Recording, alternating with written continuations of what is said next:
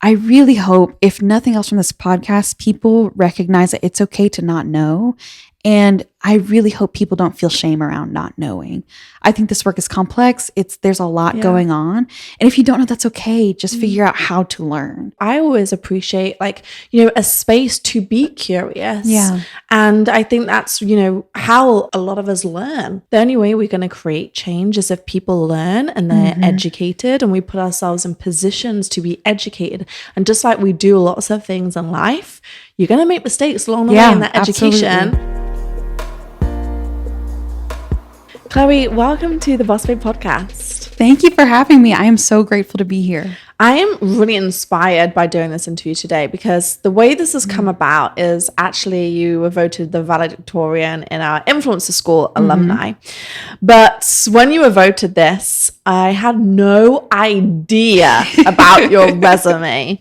You've run billion-dollar nonprofits. You've been Forbes 30 under 30. In fact, Forbes described you as, I have it written here, a key revolutionary changing the course and the face of business and society.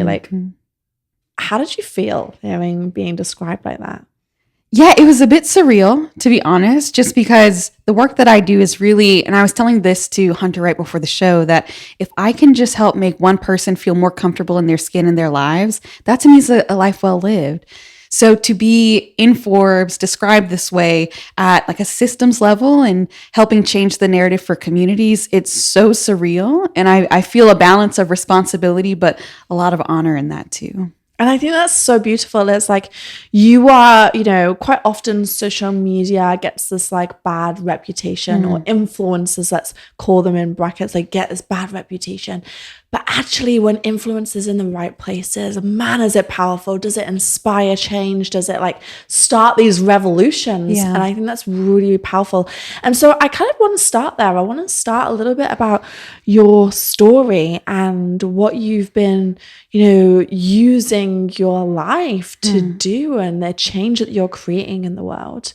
So let's just start as growing up and what your focus was. Yeah. And I so appreciate you asking me it in the context of a life story, because that's exactly how it feels to me. So I believe, work is a part of what we do, but it's informed by who we are. And so for me, work or my career really started from a very young age. I tell people that I became an anthropologist somewhat on accident in the 4th grade. So I'm multiracial, and growing up, I didn't even think anything of it. I have cousins with blonde hair, blue eyes, cousins who look like they live in India, even though they live in Trinidad, cousins who are Black Americans. And so I grew up really multi-ethnic. And in school, that was really not talked about until, again, 4th grade. And I had a girl in my class. She goes, "So what are you?" And I'm looking at her and I'm like, "Oh, I'm your friend." And she goes, "No, what are you?" I'm like, "Chloe." And she rubs her skin and she's like, "No, what are you?" Wow. And she was it occurred to me years later, she meant you're not white, you're not Black, and that's all I know. And she was confused by that. She was How confused old is 4th grade? I was probably 9 years old. Okay. And so from there, from a very early age, I had to start answering questions about identity, about self, community, heritage. Can I just ask you at this point? So at 9 years old, when another girl is asking you that, and you're so baffled by the question initially, what did that spark in you at that point? Was that, I'm curious whether it was a turning point or sent you down a different path, or it just made you question things and ask questions to your parents. I'm just curious as to what then, because you remembered that story. And so I'm just wondering how that impacted things. Yeah, it definitely made me feel like in the moment I knew I had to consider a much larger universe of things that no one else around me was being asked to consider. Obviously, 4th graders don't sound like that, so it probably sounded a little different in my head, but I knew I felt something much larger that I didn't know how to navigate.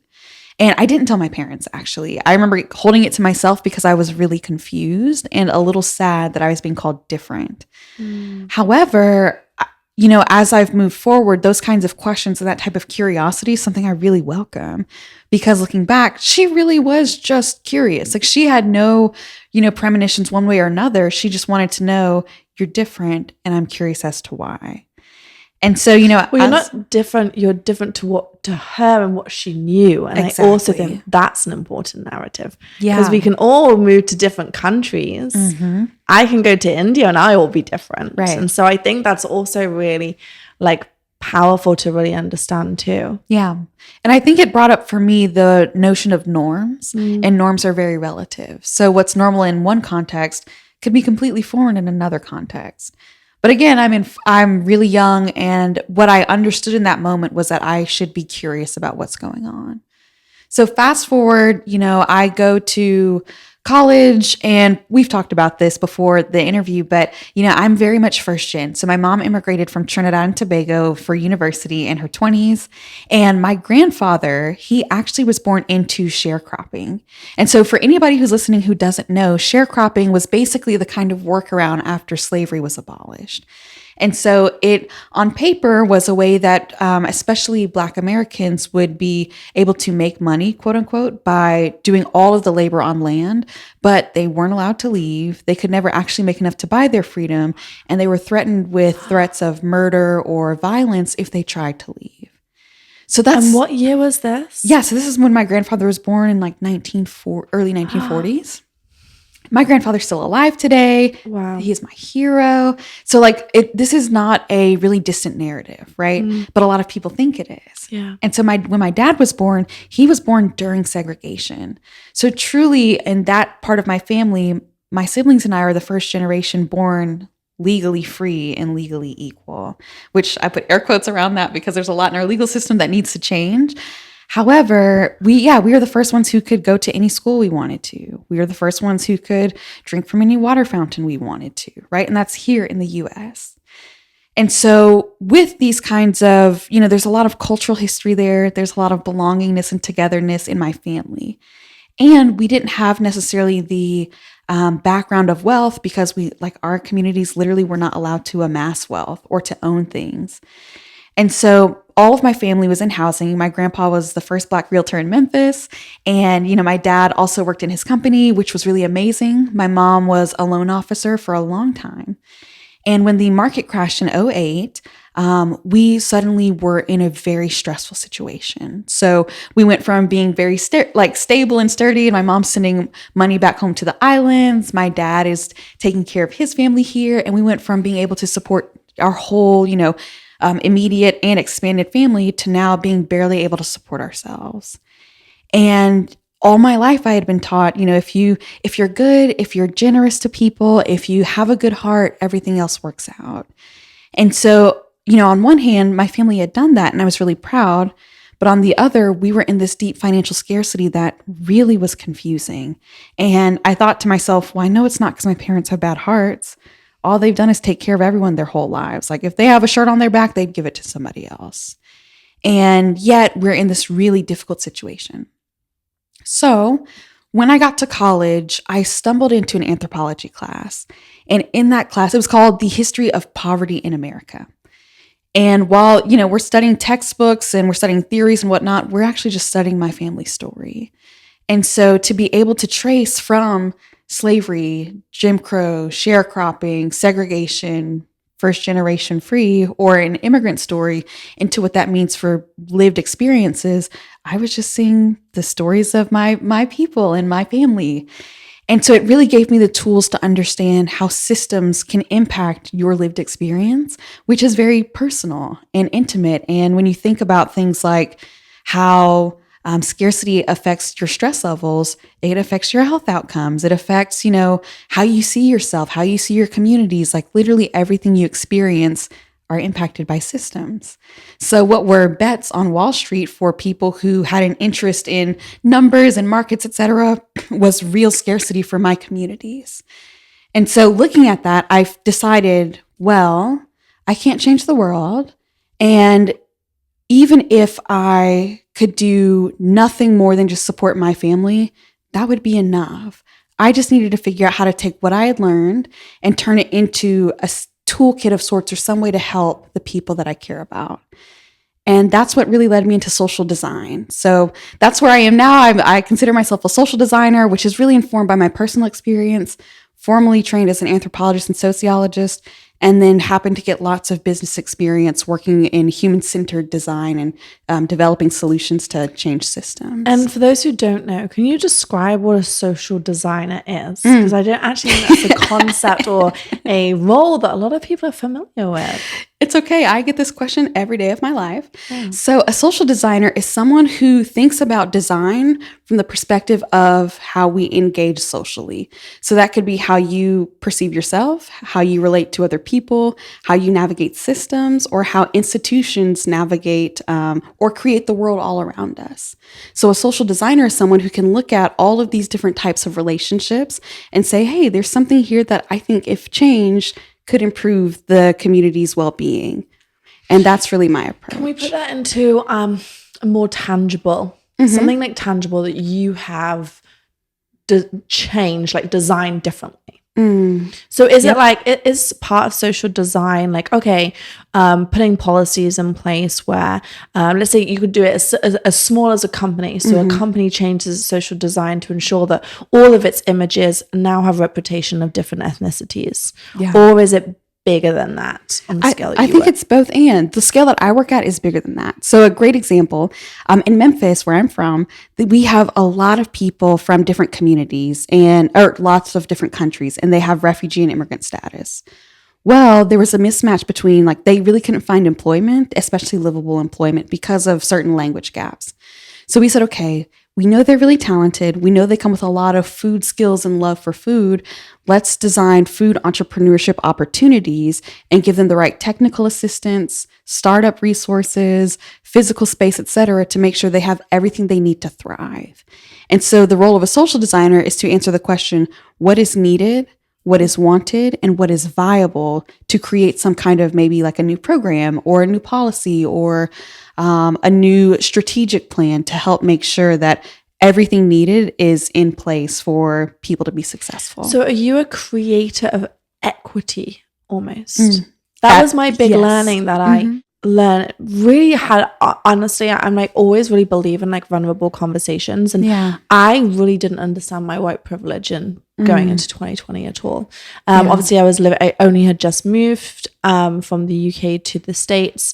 And so I didn't actually understand the difference between equality and equity either at that point. And the sense of my understanding is like, you know, equality, everything is equal. But the point is we don't have equality in our systems. And equity is like, there's someone, and please correct me if I'm wrong, but my understanding is equality is if you're all have the same size stool, and equity is like recognizing that you have to give other people bigger stools to get them to the same point. Like the stools are different sizes that need to be done to elevate people. And so what I'm hearing you're saying is like you're going and looking at, okay, there's a stool needs to exist here because the discrepancy is so large. We need to change and design new systems and policies, etc., to make sure these things changes. Would that be a good way of describing that? And please correct me if I'm incorrect in any of that.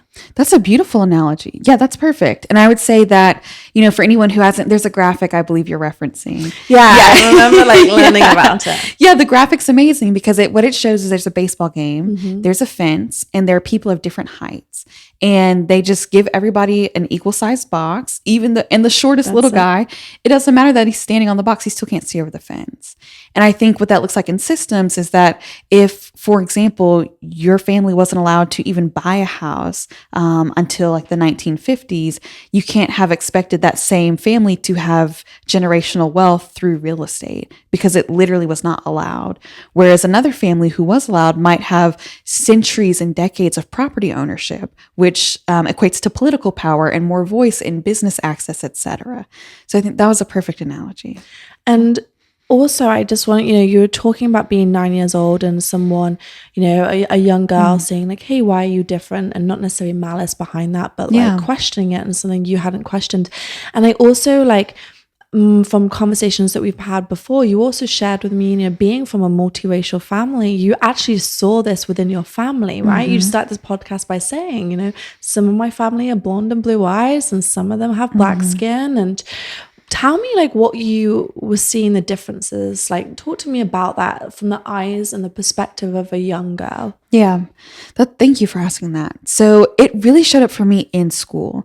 So the schools I went to were predominantly white. And so like truly there were times where I was the only person of color in my classes.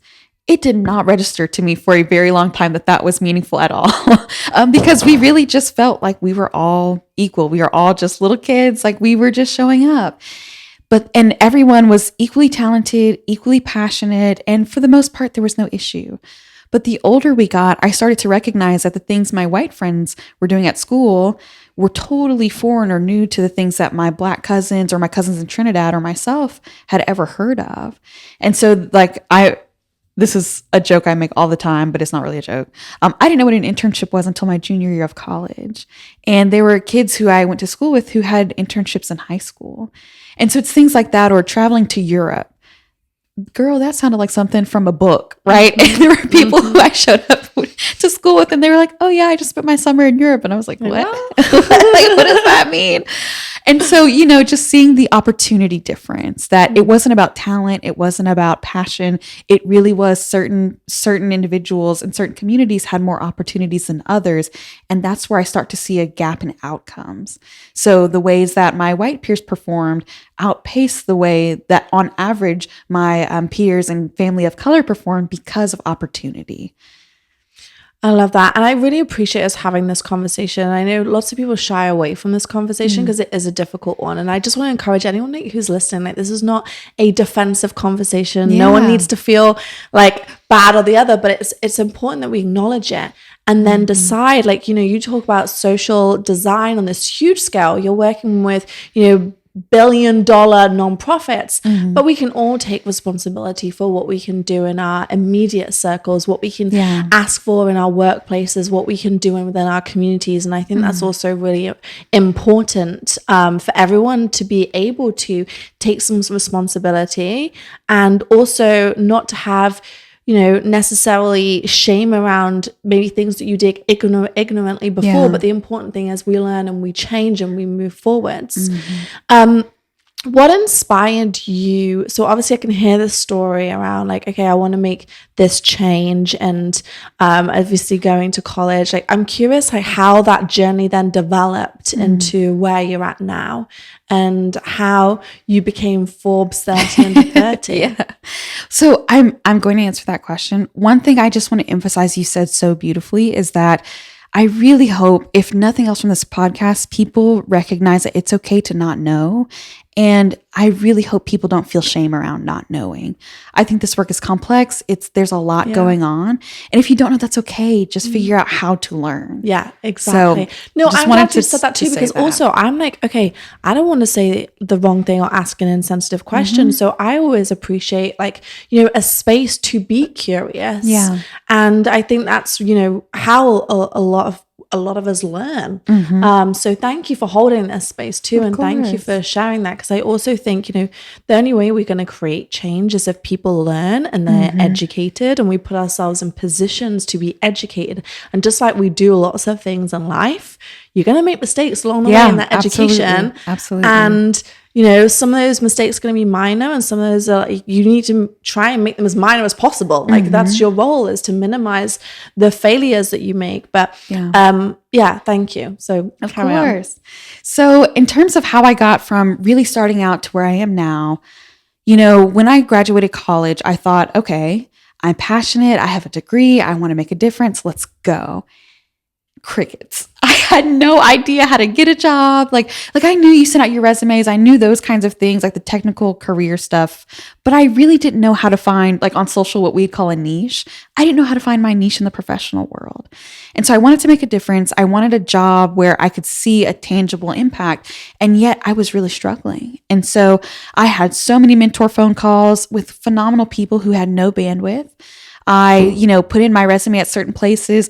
I would hear back, but then the culture literally spelled burnout, and I was already burnt out. So that wasn't going to work. I started a citizenship exam program for people experiencing refugee status or immigrant status with a local nonprofit. I'm teaching that. I pick up 2 retail jobs. I'm tutoring the ACT, and I'm babysitting All of this is happening. I'm still broke. So I was like, okay, I need to find something different. So I get that cohort through, and I have a girlfriend who just happens to text me, and she says, hey, I work at a design research firm. They're hiring for an anthropologist. You're the perfect fit. Please apply. So it was just like, you know, those things that when they line up, everything happens so quickly and it just works out. That was this job. So I come in as the most junior degreed, the most junior tenure of the group. And I happen to get on a project working with early care and education. And it's just lighting my brain on fire. Like, just as a small nerd moment, 90% of our brains form by age 6. So whereas people don't realize that those early years are not just not babysitting, it's really the most critical part of the education continuum. So as I'm learning this and thinking about, you know, what I want to help in the communities, education was really the lever that changed my life. So getting to work in this was phenomenal. And I just start asking questions. I start making myself as valuable as possible to our project lead with no end in mind other than a really good product. Well, fast forward toward the end of the project, our company announces that they're closing. And the project lead tells everybody who's involved with the project that, hey, Chloe was actually the brains behind this project. And on this team, there were PhD anthropologists, there were people with master's degrees in design, all of these things. And it was me that they pointed out. And he said, if you want this project to continue, she's the one you need to hire to design it. Wow. Yes. And so with that comment, the next company hired me to flesh out the initiative we made. Ask? Because I think this is actually really, like, a lot of people struggle with this. Mm-hmm. They are like, struggle with sharing their voice. So they're in teams, or they're in, just working on anything, like in the community, but they think, I'm not going to speak up because maybe I'm wrong. Yeah. And so the fact that you are highlighted as someone who was so important and I'm trying to find the right word to, support this project and move this, like, so and significant in moving this project forwards. I'm curious what your confidence was like at that point. Were you just like, I'm just going to share anything and everything? Or did you get nervous sharing your ideas because you were young? You were just out of like college and, I'm thinking back to what my confidence was like at that point. So I'm curious as to what the narrative was where you felt comfortable to give your ideas. Yeah. So I really wanted to show up intentionally. And I loved getting to talk about the work and ask questions. So actually, I was really showing up to learn and to offer whatever I could in exchange. So it wasn't that I was showing up trying to be front and center. I was trying to soak in as much as I could and offer back whatever I could as in reciprocity. So I didn't think of it as, let me make sure I put myself out in this meeting, or let me make sure I'm, very visible. It was more so, I want to make sure this is done right for the community. I want to learn as much as possible because this place is fascinating and there's so many more people here who know much more than I do. And I have something I can contribute. And so knowing those things, especially thinking about, my communities deserve the best, it was really my care that allowed me to speak up. And so again, it wasn't out of, I just want to be seen. It was, this product needs to be the best it can be because our people deserve the best we can give them. And if we're going to be the ones in the decision-making seats, we got to make sure we bring our best. And so from that, I was talking with the project lead a lot and just able to say, hey, what do you think about this? Or, hey, can you teach me your ideas on this? And I think the openness and curiosity is what eventually created the space for me to just throw out whatever ideas that I had mulling. How do you think your curiosity and that openness was curated though? Because that sounds like, I'm just listening and I'm like, wow, this is so inspiring that, I do think a lot of people struggle to put ideas out there or to ask questions and be curious. I actually think it's a skill set that is difficult, and particularly in this cancel culture now, you can't be like, you have to be curious in the right places. And just even in the workplace, people are asking questions in learning or whatever they're doing, like any subject. I think there's like are you asking that question? How do you know that question? Or even if that's not happening, people worrying about that not happening. So I love that you've got this like curious growth mindset where you're just like putting yourself up there and you have this heart that's like, I'm going to ask this question because I want to make the best product possible or the best change possible. Yeah. Was that like embedded in you from like your parents or? So, maybe. But I really think it's just partly how I'm wired. And what it comes down to is I love people so much. And I see people as individuals who are just like infinite stories with so much to learn and grow. And I really don't feel as though I'm any better or any less than any other person. And so when I think about, and we've talked about this a little bit, but I really am fueled by mortality motivation. So the understanding that I die one day, and I don't know what comes next, but I know there's a transition of some sort, that's enough to really keep me grounded daily. And when I think about that and I think about, well, okay, if I'm going to die, my time is super precious. And that means a lot to me. But that also means that like Danielle's time is super precious and Hunter's time is super precious. Like that is something I hold with a sacredness. Wow. And so if I get to share time with you, or if I get to, learn from your eyes, that's amazing to me, and when I think about the more we can connect and we're all equally worthy and we can share and broaden each other's perspectives, that gives a more vibrant life. And so really that's what I think of. Like, I know we talk about business. I know this is a podcast about, you guys do a great job of being holistic. There are a lot of scenes, all of it. There's a lot of, entrepreneurship discussion, but to me, business is not the main thing. It's not the most important. Like your time is, and your experience in this world is. And so if I get to share in that with you and we can create things together, like we can learn together, we can grow together, we can hurt together and heal, that to me is what matters. And so I know we talk a lot and like have vulnerable conversations and whatnot. That feels like real humanness. Like that feels like the human condition that I find so, so sacred. And yeah, no, I fully agree. Like that to me is why we started the Boss Babe podcast, because it's like the behind the scenes and the real behind the scenes of that. Because look, if you are thinking that money is going to make you happy, you are never going to be happy. Yeah. Like it's about finding purpose and loving yourself and doing things that light you up. And I really want to acknowledge that, because I think I've met a lot of wealthy people at this point.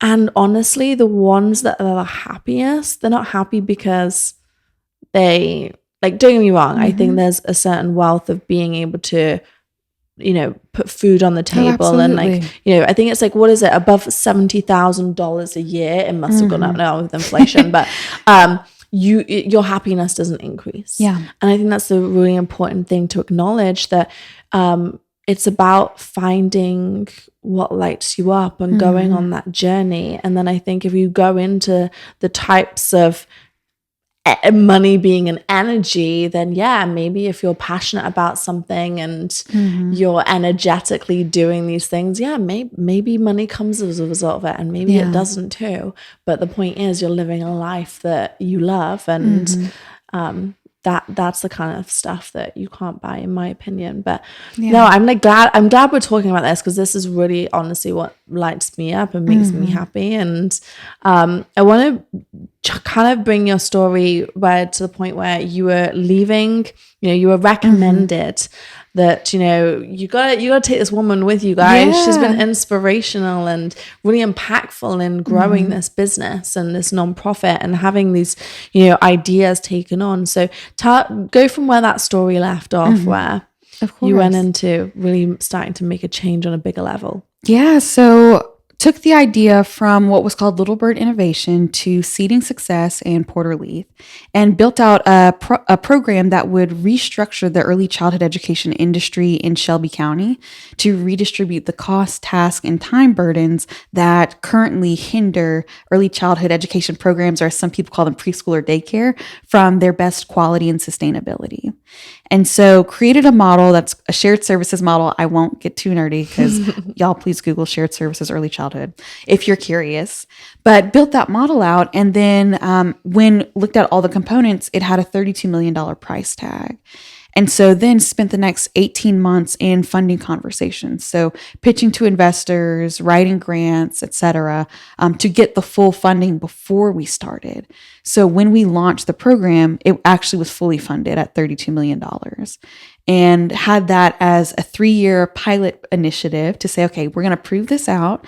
And then ultimately we're going to show the state, hey, this is a really, really great model that's cost effective. It gives you great outcomes. There's a lot of accountability, really demonstrated leadership, et cetera. in the investment in early care and education. So you all should make this kind of investment and hopefully do it statewide. So we built this out as a proof of concept to show the state. And when I got that funded, it really was a game changer. And at this point, I struggled with a lot of imposter syndrome getting to this point. I'm sure everybody struggles with it, but I especially, being in the first gen space, there wasn't representation that I could really look to. So I told myself, okay, you have to lean into your care. You have to lean into your care, because if you make this about you, you just will be really frantic. And so making it about my care, I said, okay, I'm going to lead this. And when we got it funded, the organization it's now housed at said, we want you to run it. Design is very different than implementation, which I found out much later. But I said yes, and I was really honored. And at that point, I think something clicked in me where I was like, oh, I'm not just a designer, I'm a CEO. And this is powerful. And at that moment, Instagram has actually been a really powerful tool for me professionally, because even if I didn't have exact representation in front of me, it was online. And so I was able to look into things like healing. I was able to look into things like what kind of careers exist, how people approach their careers, especially women. And so in that process, I had heard of, obviously I knew of Forbes 30 Under 30. I recognized how people using an online platform could help increase their visibility and influence. So when this funded, I thought to myself, okay, I know how to write grants. I know that you need a clear mission, you need clear outcomes, and you need to quantify them, but also add qualitative data, right?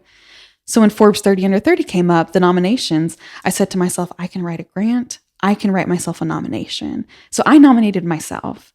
And good for you. Thank you. And good for you for sharing that too. Thank you. Also, that's very important. Most people do share and nominate themselves for Forbes 30. I want people to know. Go nominate yourself. Yeah, go nominate. If anyone is under 30, I was too old. Once I found out about it, I said, damn it, I'm too old. But no, go nominate yourself for sure. Yeah, because I thought to myself, and this story goes back a long ways, but one day I realized in a parallel that if I wanted someone to buy me flowers, it should be me. And so if I wanted things to happen in my life, I should do them.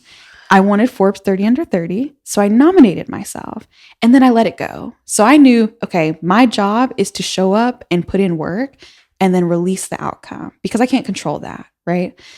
So I nominate myself, I hear back. And I submitted in April, I heard back in October. And this was so funny. So Randall Lane, he's one of the, I think like the chief editor at Forbes. He just reaches out and he says, hey, Chloe, got your nomination. We need to do some due diligence. Can you please fill out this form?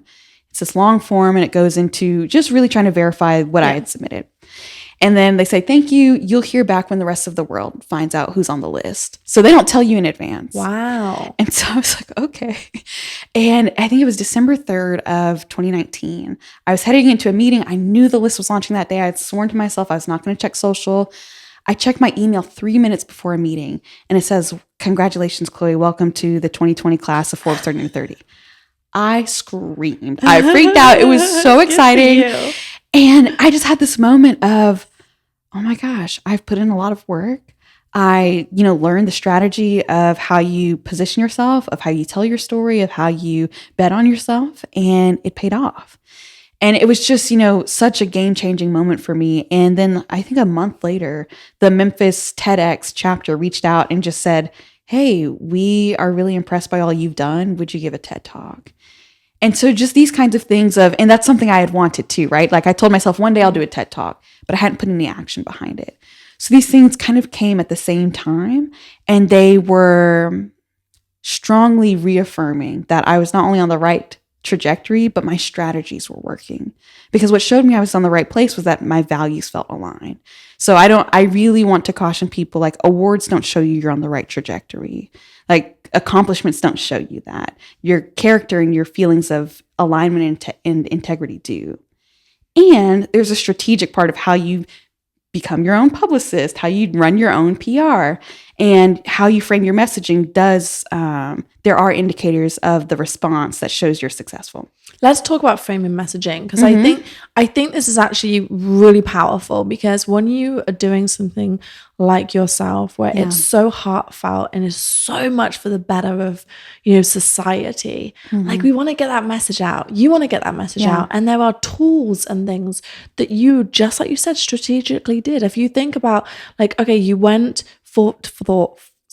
you submitted for Forbes 30 and 30, then the TEDx. You're talking about big publications here. Yeah. That is having influence, that is having impact, and that is actually elevating the work that you are doing. It's putting it in front of more people. So let's go back to that. Like, what were the strategic ways that you thought about getting your message out there more? Yeah, so in my mind, my message it's so expansive that I had to boil it down into something simple and digestible. So I just picked three adjectives, and I was like, okay, or 3 nouns. Like, what do I want to make sure when I talk to people, they know about me? And one is that I think it's cool to care. 2, I believe that you can make an impact and not sacrifice your well-being or your financial stability. And 3, that I'm someone who's really open and curious. And so if I can leave somebody with those messages, they likely want a follow-up conversation. And then if they don't, that's totally okay. At least they know where I'm coming from. And so that's what I like to show up with. And they're values, but they're values I live by. And so with that, in anything I write, anything I say, it's really in that kind of lane. And so being able to craft my stories and use certain outlets as amplifiers, I knew that the message feels aligned. Whatever I say has got to be in line with those kinds of pillars. And if it's amplified, it's okay because it's a good message. How did you come up with those? Because I feel like a lot of people listening, it's going to be, some of them are going to be like, oh, I know what mine are straight out of the gate. I know what mine are. And others are going to be like, oh, I haven't really thought about that before. I have no idea what mine are going to be. Like, how did you explore that? So this is a phenomenal question because I had no idea at first. So I didn't just wake up and know. I realized that I wanted to tell a story, but I needed a better framework for how. And especially because it's so big in my mind that distilling it down was something that was really difficult for me. So I literally started Googling, like, how to pitch yourself. What do publicists do? What is PR? Like, just the nitty gritty basics. And from there, different tangents or rabbit holes, I started finding people who speak on this, people who teach on this. And I started finding, best practice in the industry standards. But also when I looked at other people's stories, I took note and said, like, what stands out to me here? Or when I think about myself, what do I want to convey to other people? And part of this, and this is really, really why I tell people, like, I think it's cool to care, because when you lean into your care and you understand what that looks like, you actually learn a lot about yourself. Like, we call this kind of knowledge like business intelligence. It's like personal intelligence, right? Like, do you know yourself? And I know that I care. So if I can convey that, then again, it just helps me be more energetic or more open to opportunities. So really it was looking like Google was my best friend and saying like, what is life? What is character? What is, PR? Like all of these things. And it started making sense to me from there. And I think it loops back around to that other value that you have, which is curiosity and openness, because that's why you're like willing to go, okay, what is this for me? Like, how do I Google this? Like, and I think that it honestly isn't a skill to be, or a value to be underrated, quite honestly. I think those who are open-minded and curious, I generally see doing really well because they're open to change, they're open to learning, they're open to like this belief system doesn't serve me anymore and I get to change it to move forwards. And I think the definition of sanity is doing the same thing over and over again, expecting a different outcome, right? Yeah. And I think it's really powerful for people to remember that when they keep doing the same thing and they're not being curious and they're not being open to a different approach or a different way of doing things. And when people are like, oh, it's okay for you, or it's okay for me, or I can't possibly do that, or, like always looking for an external reason, I think that's giving away so much power. Versus, okay, well, how could I be curious about learning? And one thing I want to say too is for women, especially, this is actually a 4th pillar that I adopted maybe a couple of years ago, was that I was going to be unapologetic about my excellence. Ooh, I like that. So, that's very boss babe. Thank you. I know, that's why I love y'all. But yeah, I decided, I was like, I'm really good at what I do. I know that, and that's not arrogant. That's actually healthy self-esteem. And so being in that, and because my work impacts communities, they need my best. And so I can't be apologetic about my best because that hinders what I give to my communities. And so with that, another key thing I wanted people to know about me is that I'm going to give you the best product. And because I've led with that, I led with my care. I was appointed by our lieutenant governor to lead a multi-billion-dollar strategic plan to redesign what early care and education looks like for the future of Tennessee. And it's because I didn't sit back and I didn't put myself on the back burner because I was afraid of judgment, or I was afraid that people would think of me in all kinds of ways. All of my peers are at least 20 years my senior. They're all people who are, mid to towards the tail end of their careers, and they're wonderful people. This is not disparaging their character at all, but they very much have a sense of we're seasoned and we got here. So I'm a newcomer, and they've welcomed me, which is great, but it's also because of how I presented myself.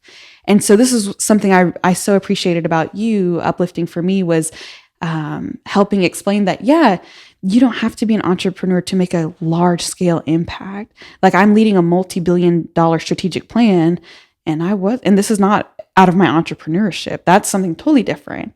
And because of this, there's also, I can't give details just because it's still in the works, but another state has asked me to do the same thing. And so it's just there are whole states asking me to do multi-billion-dollar strategic plans for them to help communities have better just ways of being, and better resources. And it's because I said, I care, I'm curious, I'm open, I'm pretty non-judgmental, and I'm going to give you excellence.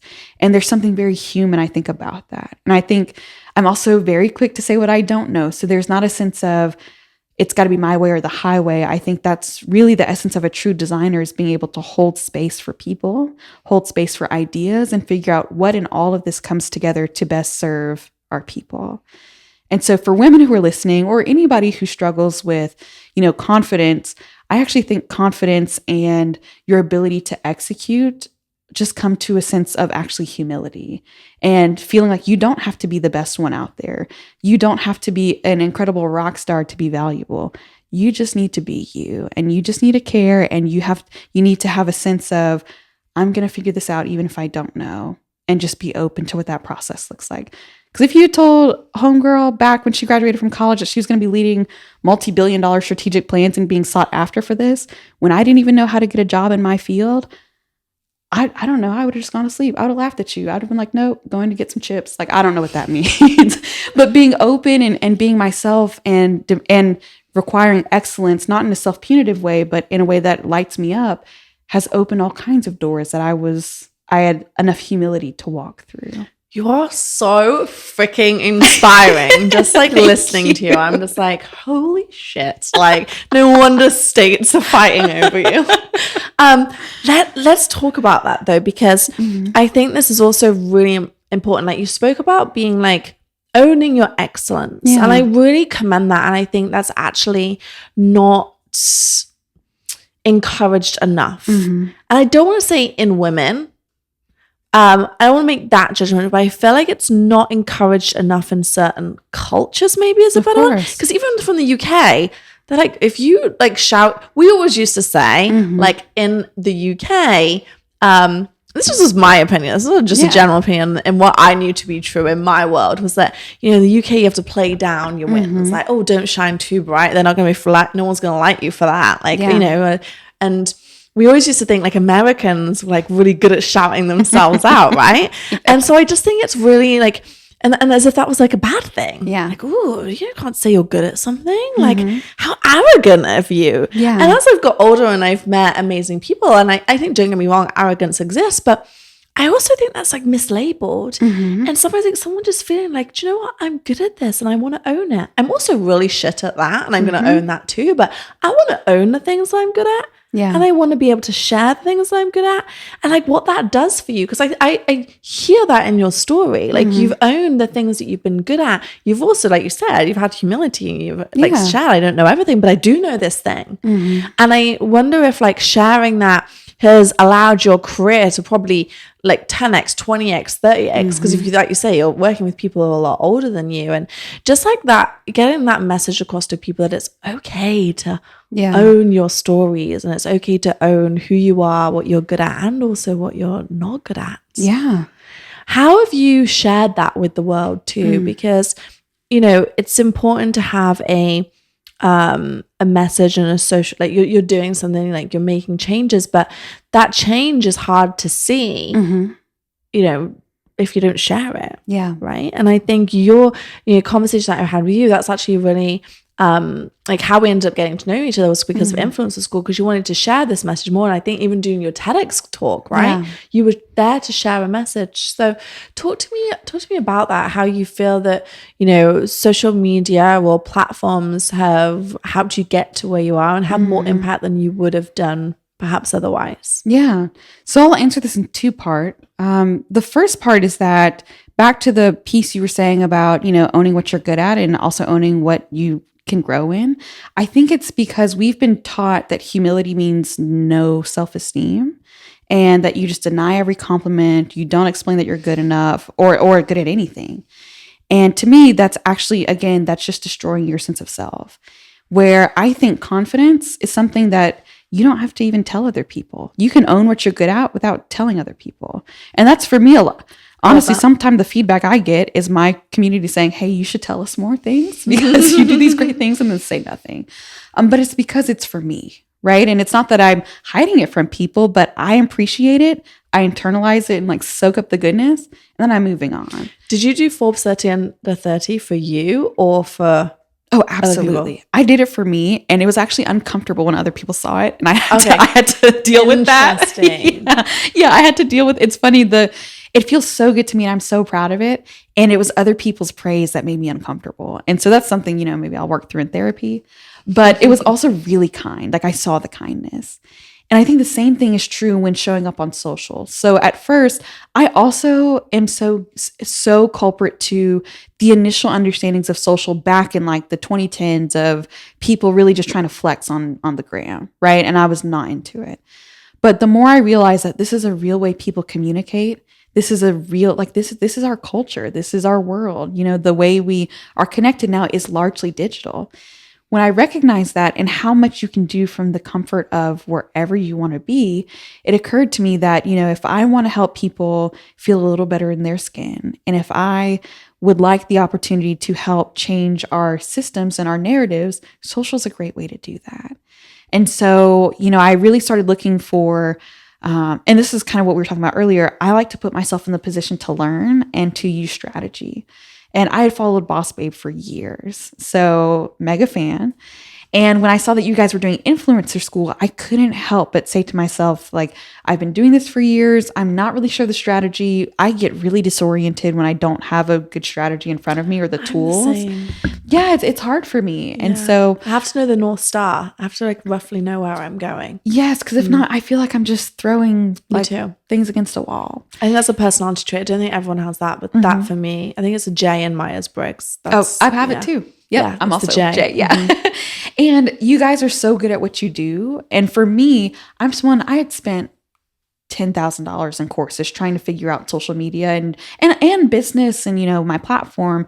When I saw you all doing Influencer School, I just immediately joined. And I thought to myself, okay, I'm going to join this, and I'm not going to be a rock star. I'm not going to aim to, you know, hit a home run. I'm going to aim to be consistent, and I'm going to aim to be excellent for me because I'm investing in me. I'm investing in my growth.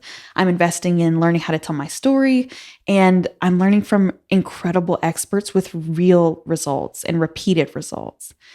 So start Influencer School with that in mind. I show up to every coaching call. I'm doing the work. I'm hopefully, you know, giving encouragement to other students as much as I can. And the results were phenomenal. Like I started Influencer School with my Instagram platform hitting right at about 6,000, which I was really proud of. So you should be. And, you know, through the 90 days, I grew to 10.4K. Which is insane. So we went from 6,000 to 10.4K in 90 days. Yes. Holy moly. Yeah. And it really was showing up, being consistent, and doing the work, which I'm not even going to say I know people don't like to hear. I didn't like to hear it, but I didn't like to hear it because I didn't know what the work meant. I didn't know how to do it. And Influencer School gave me the how. So it was really great to not only have that support, but you, Amy, Natalie, and Hunter were awesome. Like any questions I had, y'all were on it. Y'all gave great detail. Y'all were also very affirming. And I would even like chat y'all during the Zoom calls and be like, thank you so much. And you're like, are you welcome? So it just felt like a really great connection. Yeah. And it really was, the support that I got from you all that not only helped me stay consistent, but helped me start putting the pieces together that I'd been researching and learning for years. But hearing you all implement, seeing you all in action, going through the curriculum, and really being on the coaching calls helped me with cohesion and helped me put the strategy together. And that's where everything started unlocking. So whereas, yes, you can learn online, yes, you can try to like piecemeal things together, there's nothing like a cohesive and robust system of support to help you in a really logical way develop your own systems. And that's one of the biggest things I got from Influencer School. I'm really glad we're talking about this, not from like an Influencer School perspective, but from a perspective of using platforms to support the change you want to see and understanding how you can leverage a strategy to have impact with your bigger goals. Because for me, my bigger goal is to like help women earn wealth. Like I want to teach more women how to make more money. And, we have a lot of conversations behind the scene around what that looks like what are the different avenues that we can teach. And that's why we always say our courses are no fluff, they're no BS, and we hold nothing back. We never keep the best stuff for ourselves at all. We're like, here, this is everything we know about social media, plus more that we've learned from experts, and we're going to bring them in to come and teach you. And I think there is such power with social media and sharing things like this that actually create social change. It kills me, the pay gap. It absolutely kills me. The VC funding, it's like less than 2% going to women. Absolutely. And it's like, these are the things that I really care about and want to make a change. And I know if I can build my platform, I can have a bigger voice, I can make that change, I can have more power behind that change. And that's what really, really drives me. And I feel like when you I think it's rare for social media to actually be natural to someone. Like, I think there are some people it's very natural, but I would argue the majority of people, it's not natural to put yourself on social media all the time. Like, it's not, something you're like, oh yeah, like I'm just going to do this. I'm in this moment and I'm actually going to grab my phone and record it. So I think that a lot of people are motivated to do it because they are driven by a why. And for some, that why is significance, as Tony Robbins talks about. I've had him on the podcast before, and he talks about, there's these core things that people are driven by, and significance is a big one for someone. But then there's also, you're driven by the why. Like, I am so driven by the why of other people. I went on social media last night with no makeup, really not like, I wasn't even planning to, but someone tagged me in a post that said I'd inspired them, and I was like, shit. This is why I need to be on social media. I need to tell them this is why I come on, because it's like, I don't do it for me. Like, I do it so that other people can know that they can do it too. And I think that's what I see in like your mission is less about you and more about the impact that you're having. And I think when you can connect to that why so strongly, it motivates you to move. It motivates you to show up. It motivates you to put yourself in positions that you don't really want to be on. Like, you're coming on this podcast today. Were you nervous, or how did you feel coming on? Honestly, I had some pre-nerves until I saw your face. And then I was like, oh, okay. We're good. Just But that's the point. But you came on too, because why? Yeah, so it's exactly like what you've already said. It's my care. And getting to have a conversation with you is incredible. And getting to be in front of, like, on the Boss Babe podcast is a dream. And I hope that people feel a bit better about themselves and inspired in their lives so that they can feel a little better. And I'm someone who, I have an anxiety disorder. I have dysthymia, which is like a really subtle form of depression. And so I know how the day-to-day, like what your energy is, can affect what you feel like your life is. And so I plug into resources to nourish my mind all the time so that I'm constantly cultivating like what I want internally to be this lush garden in my mental space. And Boss Babe's podcast is definitely part of my routine. I'm trying not to show how much of a fangirl I am, but it's so strong. I just had Lisa Billy on before you, and she's a friend, and I still fangirled over her. I made her sign my book. I was like, can you sign my book? So and I was like, and then she's signing it. I was like, no, can you write me a message? I'm not selling it. I want a personalized message, Lisa. Yeah. So I appreciate that. I really want to say, I was listening to Yuel's episode with Pyle, and when you started talking about the VC funding and the gaps, one of the things I really believe about building a platform is that, a lot of people see social change and they think, oh, I can, and there are levels to it. You can have, individual contributions to another human. You can donate as a philanthropist. You can give people the tools to make change. And then there's changing systems, which is, yes, only 2% of VC funding goes to women, period. And then you can disaggregate that to see like women of color, queer women, differently abled women, what have you, and see the disparities there. That's very real.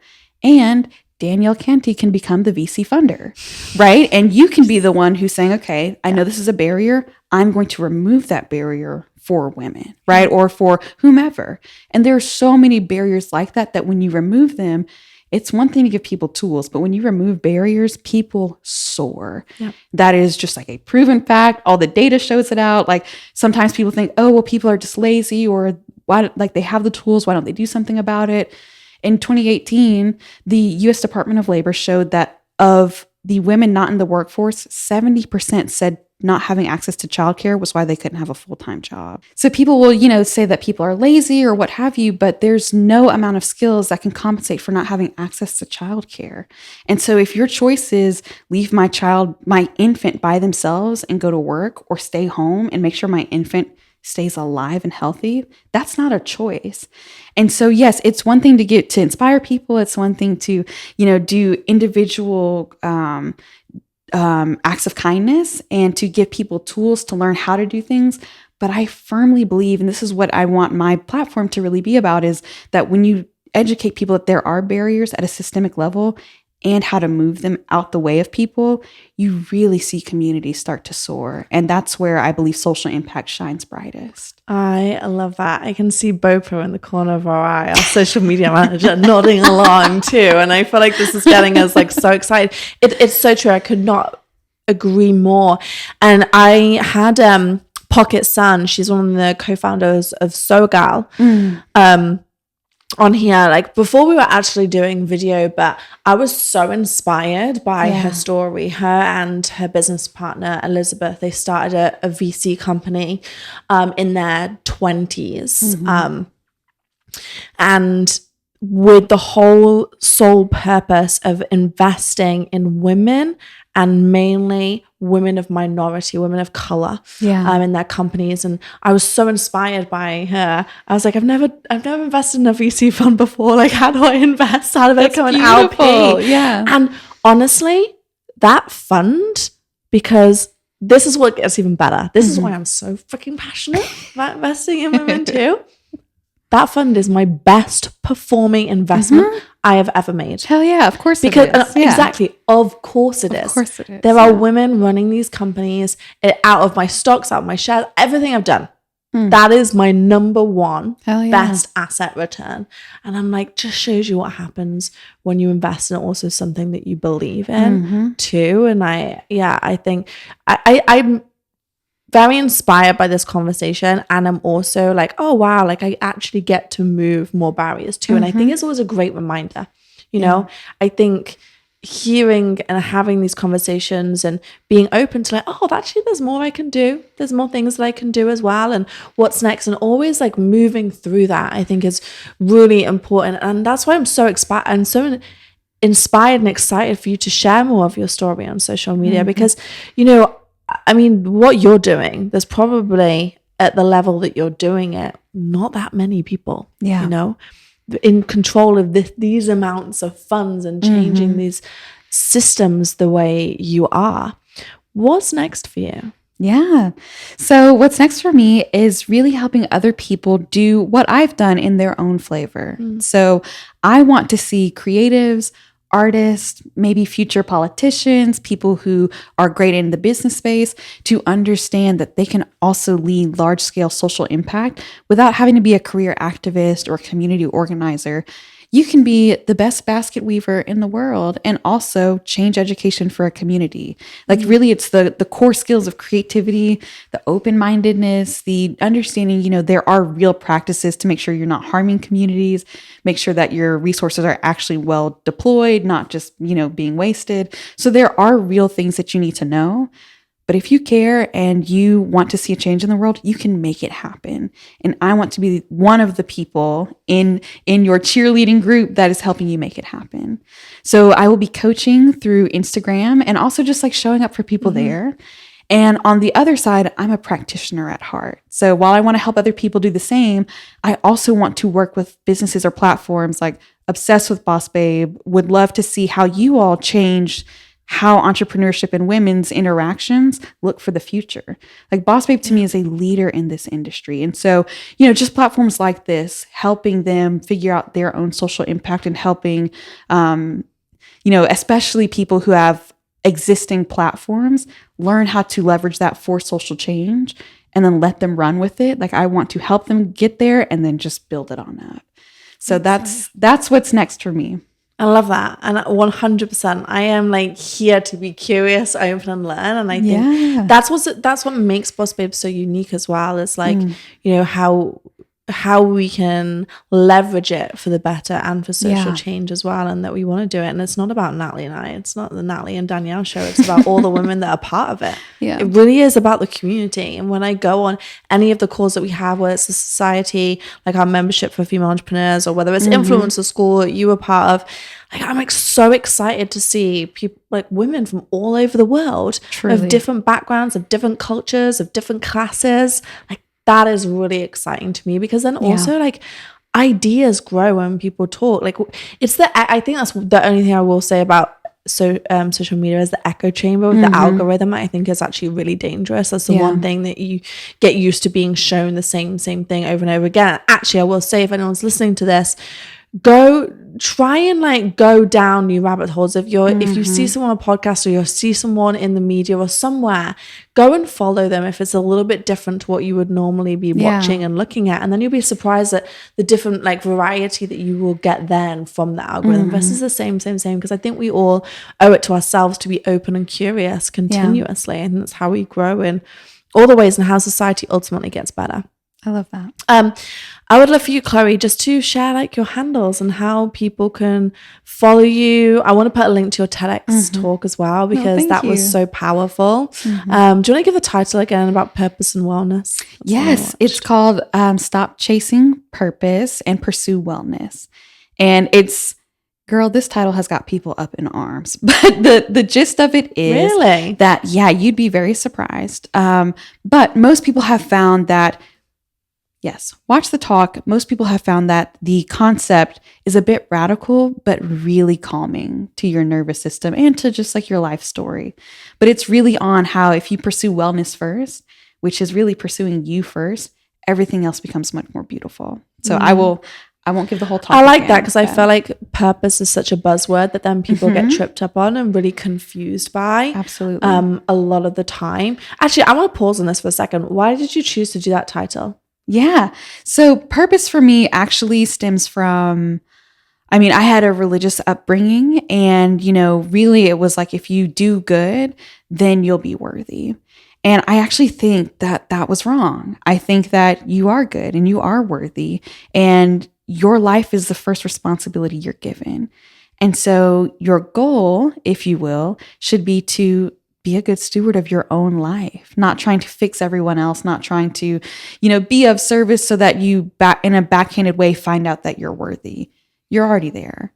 And so when I realized that and started taking care of myself, all the things I wanted to do became 10 times better anyways because I was healthy and I was content and I wasn't, putting the very heavy expectations of fulfilling my worth on my projects or on my loved ones or on my dog.